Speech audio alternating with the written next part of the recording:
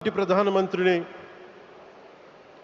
చాలామంది ఆయన మీద మాట్లాడుతూ ఉంటే, ఆయన్ని అనకూడని మాట్లాడుతూ ఉంటే నా గుండె కదిలించేసింది.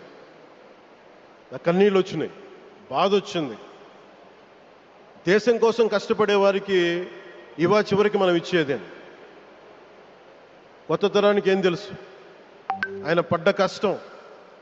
ఒక్క రోజు కూడా సెలవు తీసుకోలేదు మన ప్రధానమంత్రి గారు. ఈరోజు పెట్టుబడులు వస్తున్నాయి మనకి, ఒక్కరోజు కూడా సెలవు తీసుకోలేదు. శత్రు దేశాలు, మన అభివృద్ధికి ఈర్ష్యపడే పశ్చిమ దేశాలు, వీటన్నిటినీ తట్టుకొని ఒకవైపు విదేశాల్లో ఉండే శత్రువులతో పోరాడాలి, దేశాన్ని అభివృద్ధి పదంలో తీసుకెళ్దామంటే అంతర్గత శత్రువులతో పోరాడాలి.